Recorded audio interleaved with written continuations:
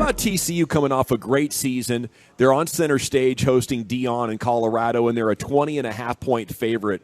What do you think of this matchup? Is TCU back? Is Deion going to have that team ahead of schedule? What do you say? So I don't know if you're aware of this, but I actually had a little Twitter beef with my former Florida State Seminole, Deion Sanders, prime time, the head coach at TCU today. He wasn't real, like he wasn't trying. He was trying to like put aside the fact that he played at Florida State. I was kind of confused by it, so I'm not going to let that cloud my vision. Okay, that I was a little upset, a little Seminole on Seminole crime. Mm-hmm. I think TCU takes them to the woodshed. I do. I think it's going to be a long year for Colorado. I like Deion. I think he gets it figured out, but I think there was so much roster turnover. You got to see continuity. It takes time to get, your rhythm, your culture turned around, which he's going to do. I just don't think it's going to happen. Then you got TCU, who if I'm Sonny Dykes, I am preaching to my team how disrespected you have been this offseason. Like the fact that they start the rankings as low as they do at 16, and like that no one has picked them to go back to back, myself included. So like I'm not sitting here saying like I'm picking TCU to go back to the playoff, but no one's even picked them. I don't even think anybody picked them to play for the Big 12 championship.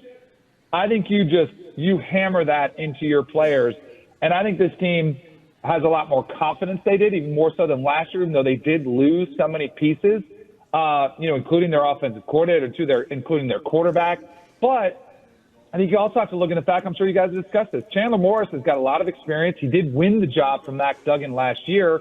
And Kendall Briles is no slouch as an offensive coordinator either. So I actually like TCU to kind of surprise more than most people think they're going to this season. I think you got a great culture. I think you got a good coach. So I think, and on Saturday, I think they let out some of that off-season frustration against the Colorado team because, Deion, I'm not the only one beefing with him. Coaches across the country don't love the way he's been talking and the way he's restructuring that roster, the way he's gone about it. So I think you'll see Sonny Dykes have a really big, impressive performance in their opener. Danny, what do you make of what's going on down in Austin with the Longhorns? Is this the year that they finally, being it's the final year for them in the Big 12, do they leave with a bang, or is this one of those trips where they show up at Jack Trice Stadium there at Iowa and take an L, and it kind of derails everything? So I've been asking this question for Texas all offseason. If not now, when? Like, if it's not now, when the heck are you going to get back to where you want to go, and you haven't been since 2009? Like, because you have to take care of this opportunity, against the schedule, which is manageable, against the Big 12, which with Oklahoma down, and we can get to Oklahoma if you want, but like they were a 6-7 team last year with TCU losing all that they had to. Like, it's got to be now, doesn't it? You've got a quarterback that is uber talented. You've got weapons on the offensive side of the ball. The defense, I think, is probably the biggest question mark. You feel like they have to step up. But you got to have that sense of urgency. I like Texas this year.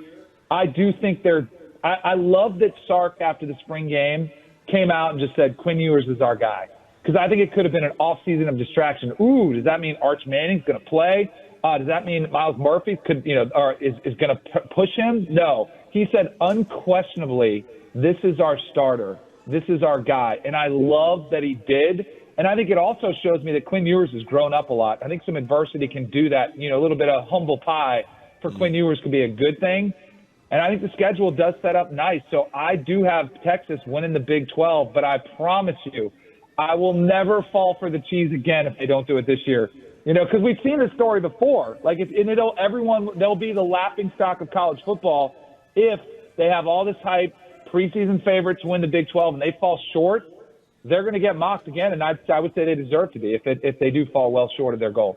Talking college football with Danny Kanell right here in the GBag Nation. Does Georgia just pick up right where they left off, or how does it shake out there? It seems like it's pretty wide open this year when it comes to the top, like college football playoff. It is, but they're not going anywhere by any means. Their schedule, if you want to see one of the lightest schedules in all of college football, just go look at who Georgia plays this year, which is kind of crazy. They were supposed to, but it's not all their fault. They were supposed to play Oklahoma Then Oklahoma, Texas bounced to the SEC, so they scrapped it because they wanted to wait until, they play each other as conference opponents. So I get it. But then you pair that with Florida being down. You've got an SEC that's, in the East specifically, that isn't exactly a gauntlet. Their toughest game of the year is by far in Knoxville against Tennessee, who has to replace a lot of things that they lost last season, including their quarterback. And they have, again, it's all about talent acquisition. How good is your roster? And Kirby Smart, if you follow recruiting, consistently top 3 recruiting class, they've got NFL talent all over the place. We may not know who they are, but we know we're going to find out who they are, and we're going to watch them play in the NFL one day. And the one thing I think that could hold them back while they wouldn't is Stetson Bennett, who won back-to-back national championships, former walk-on, his story is well documented. He had to earn over a lot of fans, and he had to earn over a lot of critics like myself, but he had a knack for making plays on the biggest stage. Whenever they needed him, a big third down, a big throw, a big touchdown throw, he delivered. Now it's Carson Beck, who hasn't played a lot. It's going to be his opportunity. Can he make those same type of throws, and can they avoid the letdown game? Even in a lighter schedule, do they keep their focus, their intensity level up every single week? That's the question mark. But I think they win the SEC again. I don't think they go for the three-peat. I'm betting on history because it's something we haven't seen since the 1930s. It's incredibly hard to do. So I think Georgia's in the picture again, but I think they come up short. Danny, will OU bounce back from one of their most disappointing seasons? I mean, that was Longhorn-esque last year. It was. I like how you phrase that. I think they bounce back, but their win total is 9.5. I think they finish a little under that. And now there's some people there. It's another easy schedule that they're going to be favored. I think in almost every game except for the Texas game, the Red River Shootout. So I think I think they'll be better. They can't get much worse. And then Brent Venables better hope they're not worse. But I think another year with Dylan Gabriel in the system, I think will help. And he got hurt last year. When he was missing, there was really a glaring difference. He had some concussion issues. And Jackson Arnold, a young quarterback, has been pushing him. They really like what they've seen there. I think there's a chance you could see him play some this year. And even if it's falling short of a Big Ten title, I think they start to see a glimpse of their future and they start getting things turned in the right direction. But I don't think they're playing for a Big 12 championship. I think they're probably 9-3 when it's said and done. I think there might be some disappointments in there. I think they lose to Texas, a team that totally outclassed them last year. But I think they get things headed in the right direction.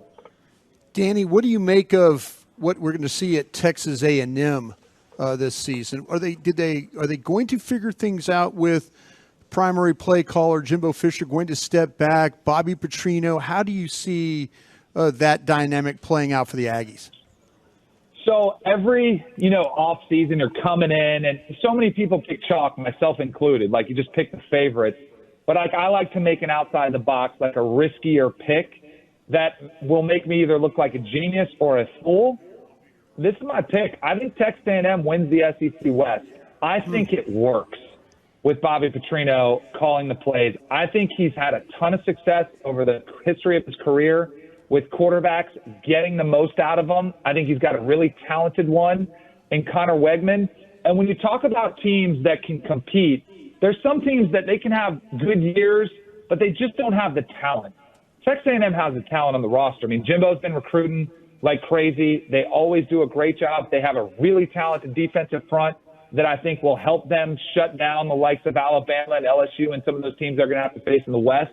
But I also love the messaging I've heard from Bobby Petrino, who has, said, hey, I am here to do a job. I'm here to keep Jimbo Fisher happy. And I know they're two big egos, but I think if it works, which I do think they're 5-0 when Alabama comes to town, I think they get off to that hot start, which is what they need. I think this thing works. I think they play for the SEC championship. I have them coming up short against Georgia, but I think they win the SEC West. And, Danny, one final I know last year I taunted you about my LSU Tigers playing your Florida State Seminoles. Yep. I'm not going to do that this year, though, but tell me where this game is going to hinge for both of these programs. So I love it. And I guess we could bring up last year's game, but it sounds like you want to forget about that one as we came out as move on. Exactly, hey, congratulations. Right? Congratulations on that one, and we'll find a way. But tell me how this one might be different for the Tigers, if at all. I think it's another epic matchup because that game was a ton of fun and it came down to the wire. The blocked extra point was awesome. And I think it's a very similar matchup. I think you get better quarterback play because I think Jaden Daniels started a little bit slow and then he woke up. Jordan Travis had a pretty good game, but I think you see the best of both of them. But I think the difference is which team can contain the quarterback's legs because you have both of them incredibly talented runners. They're great throwers, but they also get a lot of yards on the ground. I mean, Jaden Daniels, he's a leading rusher at LSU last year. He had, a couple 100-yard games, a couple 90-yard-plus rushing games. That, to me, would be the concern for Florida State. Keep him in the pocket. Don't let him kill you with his legs. That is such a backbreaker. Same thing with Jordan Travis. He can hurt you with his legs, too. Harold Perkins chasing down Jordan Travis is the matchup I'm kind of looking for. He did it against Arkansas last year where he took over a game, and it wasn't KJ Jefferson, but he was chasing them around the entire game, took over the game. Florida State cannot let that happen. And if LSU can contain Jordan Travis, keep him in the pocket, I think that's something they need to do. But the difference in the matchup are the weapons that Jordan Travis has on the outside. He has weapons all over the place. Johnny Wilson is 6'7". Keon Coleman is 6'4". Jaheim Bell, a tight end transfer from South Carolina, is 6'5". They have so much talent and size on the outside. I think Jordan Travis is able to expose them. I think it would be a higher scoring affair, but I do like my Florida State Seminoles in this one. Danny, can't thank you enough. Enjoy the college football season, and we hope to catch up with you again soon. For sure. Enjoy the game, fellas. Thanks for having me on.